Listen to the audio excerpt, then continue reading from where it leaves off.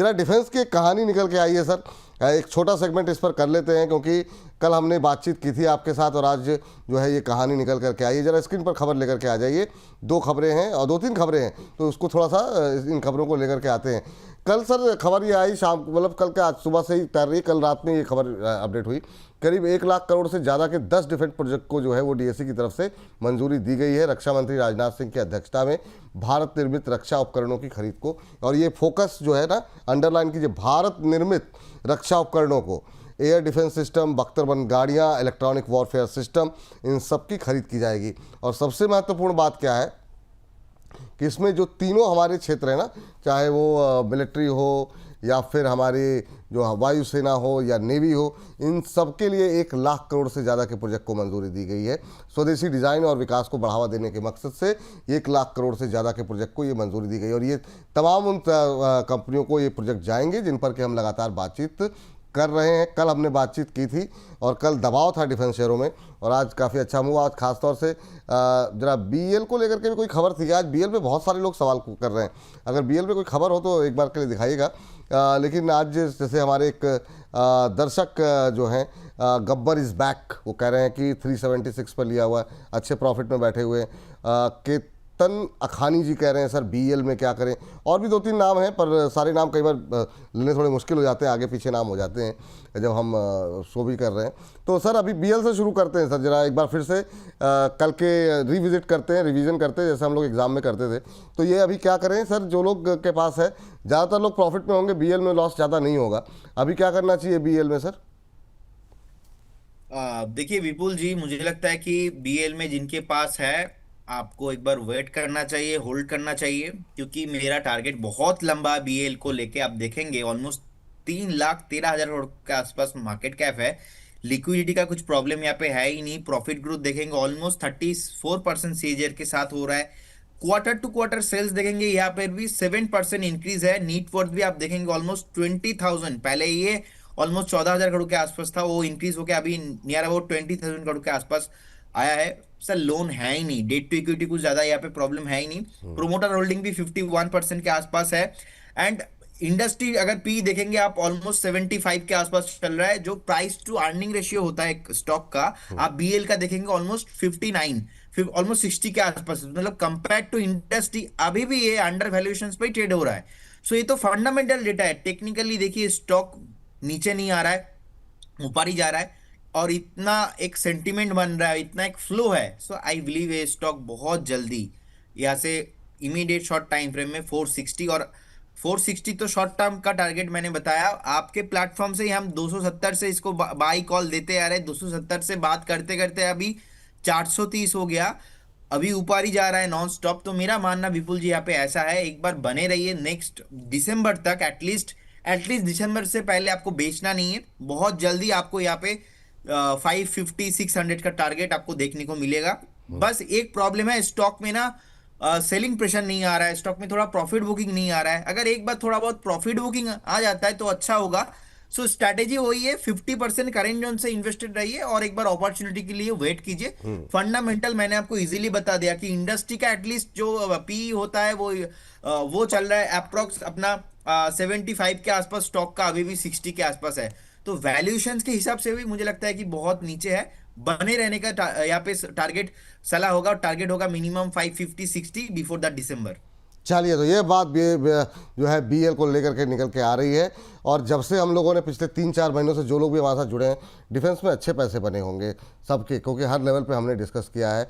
Study for job जी 208 पे लेके बैठे हुए हैं, होल्ड कीजिए सर। और नीचे आए तो अभी थोड़ा सा जा नहीं रहा है नीचे, पर नीचे जाए तो और बाय करना चाहिए। लेवल्स का ध्यान रखें, अभी होल्ड करने की सलाह है, लेवल्स आपको बता दिए गए हैं। दूसरी कंपनी सर आज जिसमें मोमेंटम देखने को मिल रहा है डिफेंस की, और इस सेगमेंट को अभी हम जैसे बातचीत खत्म करेंगे तो जहाँ से हमने ये ग्राफिक्स शुरू किए हैं डिफेंस को लेकर के, उस सेगमेंट को हम अपलोड भी करेंगे। जरा बीडीएल जरा देखिए सर, बीडीएल पे क्या हो रहा है। आज 2-3 दिन की गिरावट के बाद आज रिकवरी आती हुई बीडीएल के अंदर। पहले शेयर बताइए। नॉर्थन एआरसी कैपिटल, ओह, कल बात हुई थी जी तो जी। बेसिकली अभी 257 के आसपास चल रहा है, करेंट जोन से बाय करने का सलाह रहेगा। और मुझे लगता है कि इसका टारगेट जो आना चाहिए, पहला टारगेट 265, सेकंड टारगेट 270, पहला टारगेट 265, सेकंड टारगेट 260, और आपको एक स्टॉप लॉस मेंटेन करना है। स्टॉप लॉस रहेगा मेरा 251 में, 251 रहेगा मेरा स्टॉप लॉस। 251 stop loss. एक बार टारगेट फिर से रिपीट कीजिए सर जरा। 265 पहला टारगेट और 270 सेकंड टारगेट। 265 270, 265 270 का टारगेट। ये देखिए आ गया स्क्रीन पे। कल ही यहाँ पर एक खबर आई थी बड़ी ब्लॉक डील को लेकर के, नॉर्दर्न एआरसी कैपिटल को लेकर के, और उसकी वजह से शेयर कल परसों में टूटा था बुरी तरीके से, और अभी ये रिकवरी आती हुई दिखाई दे रही। 7.5% से ज़्यादा की कमजोरी जो मजबूती देखने को मिल रही है। नहीं कल नहीं, 1-2 हफ्ते पहले की बात है। ये जो है यहाँ पर जो है 440 करोड़ रुपए की ब्लॉक डील हुई थी, और उसके बाद से यहाँ पर करीब 4-5% की गिरावट रही थी, लेकिन अभी मोमेंटम में है। 257 258 के आसपास ट्रेड करता हुआ यहाँ पे नज़रें हमारी रहेंगी। और ये आपको 251 रुपये का स्टॉप लॉस, 265 पहला, 270 दूसरा, यानी अभी भी यहाँ पर 12-13 रुपये के अपसाइड की संभावनाएं बाकी हैं। एक स्टॉप लॉस जरूर 251 का लगा के रखिए। तो नज़रें हमारी है यहाँ पर, देखते हैं किस तरह का मोमेंटम रहता है, और कहीं पर अगर ज़रूरत पड़ेगी कि कुछ रिवाइज करना है तो वो भी हम करते रहेंगे। अब 258 के ऊपर ट्रेड करता हुआ। चलिए ठीक है, नज़रें बना करके रखिए। और हम बात कर रहे थे बीडीएल को लेकर के, तो बीडीएल पर अब जरा बात कर लेते हैं। 1989 का लेवल देखने को मिल रहा है। आज 1.25% की मजबूती देखने को मिल रही है। थोड़ी सी गिरावट बीच में आई थी। अभी क्या करना चाहिए सर बीडीएल में? देखिए मुझे लगता है कि जिनके पास है बने रहिए, और यहाँ पे जो है जो डाउनफॉल हुआ था वो कंप्लीट हो चुका है, जो करेक्शंस में जा रहे थे वो कंप्लीट हो चुका है, जो रेस्ट ले रहा था स्टॉक कंप्लीट हो चुका है। 72,000 करोड़ के आसपास मार्केट कैप है। इनफैक्ट जो आरओसी है वो 19% पॉजिटिव है। सेल्स ग्रोथ भी पॉजिटिव है। 500 करोड़ के आसपास प्रॉफिटेबल कंपनी है। मतलब जैसे कि हमने बीएल को लेके बात किया, उतना बढ़िया प्रॉफिट एंड मार्केट कैप नहीं है बीडीएल का। तो फिर यहाँ पे क्या करना पड़ेगा, तो फिर आपको एक चीज क्लियर है, क्वांटिटी है, थोड़ा काम रखना पड़ेगा। इसका स्ट्रक्चर अच्छा है। मुझे लगता है कि ये जो अभी 1950 के आसपास आया था वह से फिर से रिकवर होकर धीरे धीरे ऊपर आ रहा है। बहुत जल्दी sir 52 week new lifetime high लगाने के लिए जा रहा है। जिनके पास है बने रहिए। बहुत जल्दी ये 2250 से लेके 2300 का भाव आने वाला है, तो बने रहिए, लेकिन क्वांटिटी थोड़ा कम होना चाहिए। ये बात। अब जरा एक शेयर लेके आइए जहां पर खबर भी है, वो है पारस डिफेंस। पारस डिफेंस में सर आज 1:2 जो इसका स्टॉक स्प्लिट था, उसकी एक्स डेट है। तो ये आज आप 50 पर जहाँ जो है आप जो भाव देख रहे हैं ना, ये एक्चुअल भाव नहीं है, ये एक्चुअली में आज स्प्लिट हुआ है। और उसके बाद ये जो है, अगर स्प्लिट के बाद अगर हम देखें तो इसमें 9 साढ़े 9% 10% की तेज़ी यहाँ पर सर देखने को मिल रही है पारस डिफेंस के अंदर। 1:2 स्प्लिट देखने को मिला, 9.5% ऊपर, 930 के आसपास अभी ट्रेड करता हुआ। और जिन लोगों के पास है अब उनको 2 शेयर उनको मिल जाएंगे, और उसके बाद भी आज अच्छा मोमेंटम। ज़रा एक बार देखिए सर, अगर आपके पास एडजस्टेड प्राइस हो माफ़ कीजिएगा, जवान फसल रही है, तो ज़रा एक बार क्या भविष्य दिखाई दे रहा है इसका? अरे सर जुबान तो फिसल जाता ही है बीच बीच में, मेरा भी, तो उसमें कोई प्रॉब्लम नहीं है, लोगों को समझ में आता है। और मैं तो क्या है सर, बंगाली हूं, तो मेरा थोड़ा वो हिंदी पे थोड़ा बहुत वो बार बार होता है प्रॉब्लम, तो लोगों को समझ में आता है। वो हम ठीक कर रहे हैं। आई थिंक नेक्स्ट 6 महीने 1 साल में वो ठीक हो अरे जाएगा। आपका बहुत शानदार चल रहा है सर, पूरे देश भर से तो रिश्ते आ रहे हैं आपको, और क्या चाहिए सर इससे अच्छा, और क्या चाहिए? मतलब जो है कन्याएं जो है, मतलब इतना ज़्यादा आपको विवाह के लिए आमंत्रित कर रही हैं। जी सर बताइए। देखिए सर, पारस में मैं पॉजिटिव पहले भी था, अभी भी हूँ, बाद में भी रहूंगा। बाद में रहूंगा कि नहीं पता नहीं है, अभी तो मैं पॉजिटिव ही हूँ। 931 के आसपास चल रहा है, और स्प्लिट हुआ बहुत अच्छा लगा मुझे, क्योंकि स्प्लिट जब होता है ना सर, इसका बेनिफिट क्या होता है, जो लिक्विडिटी होता है ना वो थोड़ा ज्यादा हो जाता है। क्योंकि people don't want to buy, is like कोई भी स्टॉक आप देखेंगे 2000 का प्राइस है, बाय करना नहीं पसंद करता है। अगर वही सेम स्टॉक 900 पे मिलता है उनको, तो उनको ये स्प्लिट जो कंसेप्ट है ना वो समझ में नहीं आता। जो न्यू इन्वेस्टर्स है उनको बस देखता है कि अच्छा प्राइस का मैं मतलब बाय कर लूं। इसीलिए देखेंगे जो 100 रुपीज के नीचे जो स्टॉक है ना, लोगों का डिमांड बहुत रहता है कि बहुत बाय रहता है, करना। बिल्कुल सही बात है, देखिए बिल्कुल सही बात। 931 के आसपास चल रहा है। मुझे लगता है कि बहुत जल्दी ये 1050 एंड ये आने वाला है। नेक्स्ट 1 महीने के अंदर अंदर पॉसिबल है। और अगर एक बार 1050 ये एक बार टच कर लेता है, तो मुझे लगता है कि 1250 फिर से 1300 के भाव आने वाला है। और ये स्प्लिट करना कंपनी के मैनेजमेंट की तरफ से एक स्ट्रैटेजी होता है कि स्प्लिट करके स्टॉक का प्राइस जो होता है कम हो जाता है, तो फिर से लोगों को क्या होता है, लोगों को लगता है कि नहीं मैं और फिर से इन्वेस्ट करूं, और डेफिनेटली लिक्विडिटी में भी इंक्रीज होता है। तो जिनके पास है बने रहिए। मुझे एक्चुअली परस का चार्ट इतना अच्छा लगता है क्योंकि इसका बीटा बहुत हाई है, तो मेक श्योर ये बहुत वॉलेटाइल रहता है। और मैंने आपको लास्ट 4-5 दिन से मैं आपको बता रहा हूँ कि जिस तरीके से इसका जो स्ट्रक्चर बिल्ड हुआ है, मुझे लगता है कि यहाँ पे करेक्शन जो है खत्म हो चुका है, न्यू हाई की तरफ बढ़ रहा है। हम्म। चलिए, ये बात यहाँ पर निकल करके आई है, पारस डिफेंस भी अच्छा लग रहा है यहाँ पर। और हमारे एक दर्शक की टिप्पणी भी आई हुई है सर, कह रहे हैं क्यों पड़े हो किसी के चक्कर में, कोई नहीं है प्रदीप सर के टक्कर में।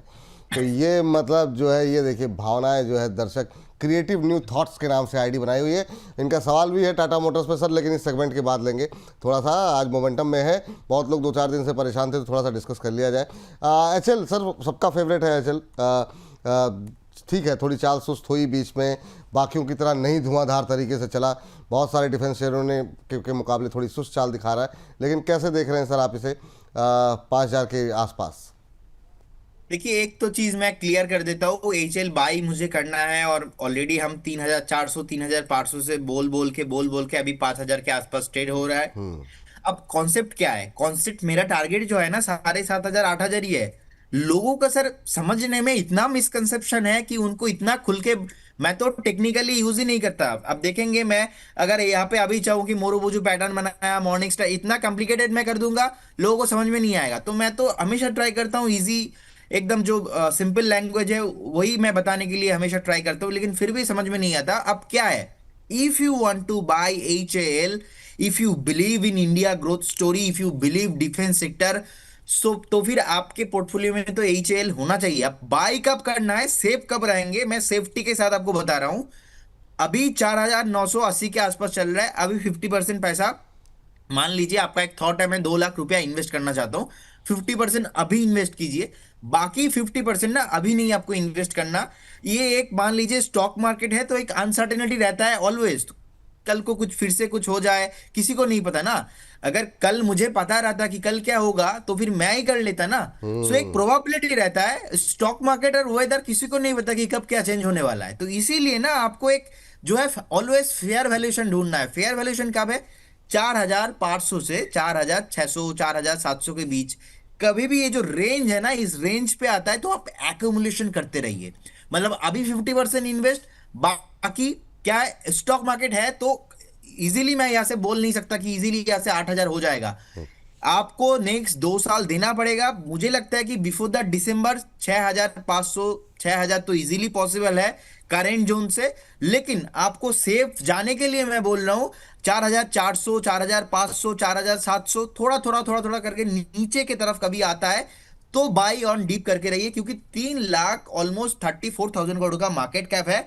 डिफेंस में नंबर 1 कंपनी है, 8,300 करोड़ के आसपास जो है नीट प्रॉफिट पोस्ट किया है। ऐसा कोई डिफेंस कंपनी नहीं है जिन्होंने 8,300 करोड़ के आसपास नीट पैट पोस्ट किया है। तो ये बिल्कुल। सस्टेनेबल है, ग्रोथ भी सस्टेनेबल होने वाला है। डेट भी ज्यादा नहीं है, 1.16 CR के आसपास है, जो कि मैं बहुत ही हेल्दी मानता हूं। डेट टू इक्विटी रेशियो भी एकदम ना के बराबरी है। लास्ट 6 महीने में ऑलरेडी 17% 20% रिटर्न दे चुका है। अगर लास्ट 6 महीने में ऑलरेडी 20% चल चुका है, सो मेक श्योर आपको ऐसा प्लान करना चाहिए। तो ये जो मैंने HAL का मैंने बताया ना आपको, मैं नीचे के तरफ मेरा टारगेट नहीं है, मेरा टारगेट तो 7,500 8,000 ही है नेक्स्ट 2 साल में। लेकिन स्टॉक मार्केट है, एक तरफा चलेगा नहीं, इतना बता रहा हूं सर, फिर भी लोगों को समझ में नहीं आएगा। लेकिन काफ़ी डिटेल में आपने बताया, बहुत अच्छे से मुझे लगता है समझ में आप लोगों को आ गया होगा कि क्या स्ट्रेटजी होनी चाहिए। एक पंकजा जी हैं, कोचिन शिपयार्ड पे जानना चाह रही हैं सर, और कोचिन शिपयार्ड पे कह रही हैं 2014 पर है 63 शेयर मेरे पास, क्या करना है? प्रदीप जी की कॉल थी, 2,000 पर कॉल उन्होंने दी थी, और 1 मंथ का नज़रिया। मैम इस तरह के शेयरों में ना 1 महीना 1.5 महीना आधे महीने 5 दिन का नज़रिया मत रखें थोड़ा। अगर अच्छे पैसे बनाने हैं तो आपने 2014 पे लिया है, 2065 का भाव 67 का भाव चल रहा है, आपको बुक करना आप बुक कर लीजिए। लेकिन थोड़ा सा अगर लंबा नज़रिया रखेंगे तो आपका ये जो है ना, ये सब मल्टीफोल्ड होंगे आपके रिटर्न जो है। सर आपकी राय क्या होगी कोचिन शिपयार्ड पे अभी? सर मैंने कोचिन शिपयार्ड पे कभी ऐसा कॉल नहीं दिया। जो कॉल दिया था इंटरडे पे दिया था, और आपको याद है उस दिन हमारा सिस्टम में भी थोड़ा प्रॉब्लम चल रहा था, तो कोचिन शिपयार्ड और गार्डन ब्रिज दोनों कॉल ही इंटरडे में अचीव हो गया। अब कोचिन शिपयार्ड के लिए स्ट्रैटेजी वही है, आपको बाय करना है 1880 से लेके 1950, इस रेंज में कभी भी आता है तो आपका जो फंड है उसको आपको डालना चाहिए कोचिन शिपयार्ड जैसे स्टॉक्स में। अभी 2061 चल रहा है। If you want to invest 40% invest कीजिए, बाकी 60%। मैं 60% यहाँ पे क्यों बोल रहा हूँ, आपको फ्री कैश रखना है कोचिन के लिए, क्योंकि अभी भी मुझे लगता है करेक्शंस कंप्लीट नहीं हुआ। जैसे कि पारास के साथ मैंने नहीं बोला, बीडीएल के साथ मैंने नहीं बोला, बीएल के साथ मैंने नहीं बोला, मैं एचएल के साथ बोला, क्योंकि वहां पे पॉसिबिलिटीज थोड़ा बन रहा है नीचे आने का। कोचिन शिपयार्ड के साथ जी। तो क्योंकि यहाँ पे भी पॉसिबिलिटीज है, हम्म। क्योंकि जिस तरीके से स्टॉक ने भागा है ना लास्ट कुछ महीनों में, आपने देखा कि ऑलमोस्ट 1275 एक लो लगा के ऑलमोस्ट 2550 हाई लगा के फिर से अभी 2050 के आसपास ट्रेड हो रहा है। सो मेरा मानना यहाँ पे ऐसा है विपुल जी, 40% करेंट जोन से इन्वेस्टेड होना चाहिए। बाकी नीचे आए तो 1850 1880 से लेके ऑलमोस्ट 1950 तक आपको ऐसे थोड़ा थोड़ा करके इन्वेस्ट करना चाहिए। तो आपका जो बाइंग प्राइस है, जो एवरेज कॉस्टिंग है ना, वो बहुत बढ़िया हो जाएगा। और बने रहिए। दिसंबर का लिए मेरे को टारगेट लगता है मिनिमम 2500 के ऊपर जाने वाला है। 2550 से लेके 2600 का टारगेट दिसंबर से पहले पहले आपको देखने को मिलेगा। बाकी हाई पॉसिबल चांस है कि कोचिन शिपयार्ड भी एक बार जो इनका लाइफ टाइम हाई है ऑलमोस्ट 2800 के ऊपर, वो टच करने वाला है। अगर आप अभी इस जोन से बाई करते हो ना, जैसे कि मैंने आपको बताया, तो उस हिसाब से आपका स्टॉप लॉस होना चाहिए 1550 के आसपास। तो रिस्क ज्यादा नहीं होगा, ऐसे इन्वेस्ट कीजिए, बने रहिए। इसका सब्स्टिट्यूट कोई दुनिया में आपको नहीं दे सकता, जैसे मैंने आपको अभी बताया। बिल्कुल सही बात है, बहुत डिटेल में बहुत अच्छे से आपको आपने बताया इसको। सर जरा एक दो शेयर और डिस्कस कर लेते हैं, फिर अगले थीम पर चलें। आज थोड़ा सा समय ज़्यादा हो गया। एक तो सर 260 पहुंच गया है, लेकिन नॉर्दर्न एआरसी कैपिटल, तो यहाँ पर भी हमारी नज़रें हैं। जो ट्रेड आपको दिया गया था 260 के बाद अभी 258-59 पे ट्रेड करता हुआ, 265-270 का टारगेट है यहाँ पर। ये देखिए आप, अभी 260 क्या, अभी जो हाई इसने अभी लगाया है 261-80 का लगाया थोड़ी देर पहले। तो हर चीज़ हर जगह नज़रें हमारी लगातार हैं। तो अब सर जरा जरा जरा जीआरएससी पे एक नज़र डालिए सर, वहाँ पर कैसा लग रहा है? 3% के आसपास, ये भी एक हाई बीटा स्टॉक है, चलता है तो मतलब दोनों तरफ बहुत तेज़ी के साथ मोमेंटम देखने को मिलता है। जीआरएससी में क्या करना चाहिए सर? सर और एक कंपनी में ब्रेकआउट आया है, मैं पहले नाम बता देता हूँ। कंपनी का नाम है पूनावाला फिनकॉर्प। हाँ आप। देखिए 479 के आसपास चल रहा है। मुझे लगता है कि करंट जोन से आपको बाय करना चाहिए, लेकिन स्टॉक उतना चलता नहीं है, स्टॉक का नेचर ज्यादा भागने वाला नहीं है, तो मेक श्योर आपका क्वांटिटी कम होना चाहिए। टारगेट सर यहाँ पे जो निकल के आ रहा है वो रहेगा 487 का, 487 मेरा रहेगा टारगेट। और एक बार आप यहाँ पे बाय करके जाइए। करंट जोन से स्टॉप लॉस रहेगा 456। पहला टारगेट 487, सेकंड टारगेट रहेगा 496। अगर इसके ऊपर क्रॉस करता है 500 के ऊपर, फिर से नया जो रैली है वो कंटिन्यू होगा, लेकिन फिलहाल उतना भी नहीं लग रहा है, क्योंकि 500 के आसपास रेसिस्टेंस है। तो 487 में कभी भी आता है तो आज कल परसों में आप प्रॉफिट बुकिंग कर लीजिए, लेकिन आपका स्टॉप लॉस भी होना चाहिए। अप्रॉक्स 456 के आसपास स्टॉप लॉस मेंटेन कीजिए। और सेकेंड थिंग, जिस तरीके से लास्ट 5 मिनट के मैं देख पा रहा हूँ लगातार ऑलमोस्ट ऊपर ही आ रहा है, मुझे लगता है कि यहाँ पे अच्छा खासा एकदम जो है वॉल्यूम के साथ आ रहा है। तो डेफिनेटली आपका पोर्टफोलियो में ऐसे 2-4 ट्रेडिंग काउंटर्स के लिए भी होना चाहिए। फंडामेंटल भी सर कंपनी बहुत बढ़िया है, जिनके पास 6-8 महीने के लिए व्यू है, नो डाउट आप भी रख सकते हो, लेकिन मुझे लगता है कि 2-1 दिन के लिए 487 आने वाला है। 487, चलिए देखिए जरा स्क्रीन पर, प्राइसेस काफ़ी तेज़ी से मूव होते हुए 478-79 के आसपास था, 2-3 रुपये चल गया अभी से, तो नए उच्चतम स्तर बनते हुए दिखाई दे रहे हैं 3-3.25% ऊपर। यहाँ पर आपको पहला टारगेट दिया गया 487 का, दूसरा 496, 487 कहीं मिलता है तो एक बार के लिए आप चाहें इंट्राडे ट्रेडर हैं तो बुक कर लीजिए, बाकी कुछ दिन रखते हैं तो 496 के आसपास तक के लेवल देखने को मिल सकते हैं। 456 ये नोट डाउन कर लीजिए, ये स्टॉप लॉस आपको रखना है। अगर स्टॉप लॉस रिवाइज करना होगा तो हम आपको इसी चैनल पर जो है आप जुड़े रहिए हमारे साथ, जैसे कुछ ऐसा कुछ गतिविधि होगी तो हम आपको बताएंगे कि अगर हमारे टारगेट या स्टॉप लॉस अगर रिवीजन वहाँ पे करना होगा तो। लेकिन यहाँ पर अच्छा मोमेंटम बनता हुआ दिखाई दे रहा है। जी सर, अब मैं बात कर रहा था जीआरएससी को लेकर के, और जीआरएससी भी हाई बीटा काउंटर है, क्या करना चाहिए यहाँ पर?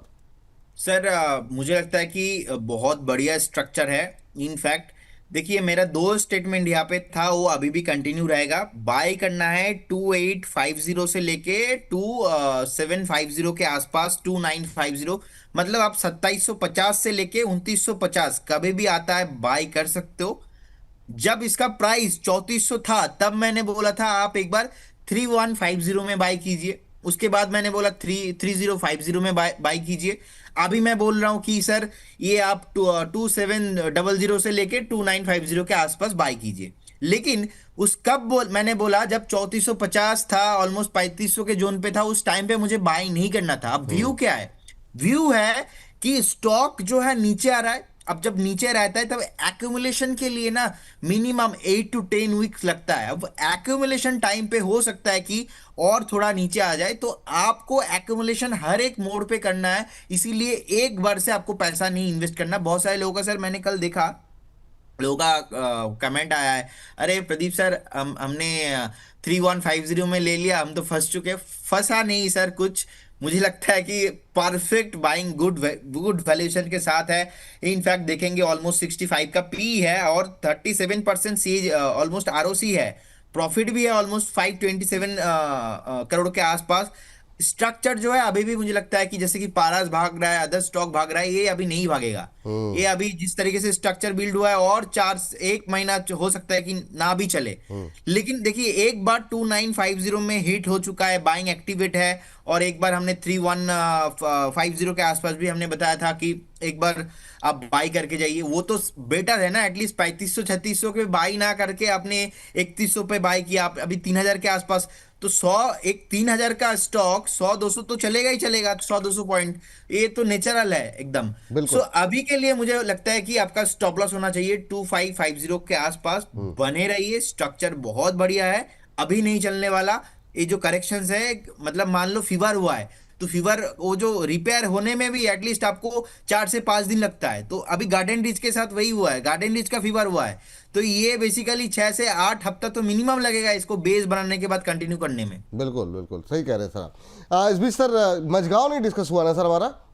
नहीं नहीं डिस्कस हाँ, हुआ। एक जरा मझगांव और बीएमएल दोनों एक साथ देख लीजिए, फिर इस सेगमेंट को वाइंड अप करते हैं। तो देखिए इस पर इसमें जी। मुझे लगता है कि सर मझगांव में अभी जिस तरीके से बेस एक बन चुका है, बहुत जल्दी ये स्टॉक अपना 2600 के ऊपर जाने के लिए रेडी हो रहा है। जिनके पास है बने रहिए।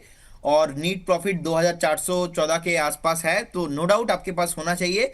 और इसको लेके मैं थोड़ा ज्यादा पॉजिटिव हूँ compare to other stock like, अगर मैं लिस्ट के हिसाब से मैं बात बोलूँ, नंबर 1 मुझे लगता है कि हैल है, सेकंड मुझे लगता है कि बीएल है, थर्ड मैं पारस के साथ जाना चाहूंगा, फोर्थ मैं मझगांव डॉक के साथ जाना चाहूंगा। ऐसे लिस्ट अगर मैं बनाता हूं तो उसमें टॉप 5 में मझगांव पे आता है। ठीक। और दूसरा सर जो मैंने बोला था बीईएमएल, ये भी चूंकि रेलवे और डिफेंस दोनों में है, इसलिए आपकी टिप्पणी जानना चाहेंगे। देखिए ऑलमोस्ट देखेंगे 293 करोड़ के आसपास प्रॉफिटेबल कंपनी है, 19,000 करोड़ के आसपास मार्केट कैप है, तो लिक्विडिटी सर इसमें है, इसमें कोई इशू नहीं है। अभी मुझे लगता है कि एक बार करेक्शंस कंप्लीट हो चुका है, 4570 के आसपास चल रहा है। बहुत जल्दी ये स्टॉक आपको 4900 के ऊपर जाते हुए दिखेंगे, और 5200 5300 मेरा टारगेट है, वो बहुत जल्दी आते हुए दिखेंगे। लेकिन इस जोन पे बाई करना थोड़ा रिस्की है, क्योंकि स्टॉक लास्ट 2 महीने से ऑलरेडी बहुत चल चुका है। तो एक बार बाइंग जोन रहेगा 4300 से लेके 4400 के आसपास कभी भी आता है, तो उसमें आप एक बार 50% इन्वेस्ट कीजिए, बाकी 50% एक फिर से एक डीप के लिए वेट कीजिए। चलिए, तो इसी के साथ इस सेगमेंट को हम समाप्त करने से पहले अपने दर्शकों को ये भी बता दें, एक खबर जरा, इस खबर जो थी, जो कि बहुत सारे लोग बीच में जुड़े होंगे, तो जरा एक बार फिर से खबर जरा स्क्रीन पर डिफेंस स्टॉक्स को लेकर के आ जाइए। 1 लाख से ज़्यादा करोड़ की खरीद की बिक्री को जो है, खरीद को जो है वो मंजूरी जो है वो सरकार डीएससी की तरफ से मंजूरी मिल गई है। 1.05 लाख करोड़ के 10 डिफेंस प्रोजेक्ट को लेकर के। इसके अलावा आपको बता दें, रक्षा मंत्री राजनाथ सिंह की अध्यक्षता में भारत निर्मित रक्षा उपकरणों की खरीद की मंजूरी को यहाँ पर मंजूरी दी गई। दूसरी महत्वपूर्ण खबर, एक तो ये आपकी स्क्रीन पर चल रही है, दूसरी महत्वपूर्ण खबर ये है कि इंडिया यूएस के बीच में जो एक डिफेंस को लेकर के जो है ना, वो एक स्ट्रेटजिक फ्रेमवर्क जो तैयार हो रहा है, वो भी एक दूसरी बड़ा ट्रिगर जो है वो यहाँ पर निकल के आ रहा है। तो ये 2-3-4 ट्रिगर ऐसे हैं जो अब डिफेंस शेयरों के लिए पॉजिटिव हो सकते हैं। तो इसी कवरेज के साथ इस सेगमेंट को करते हैं यहाँ पर समाप्त।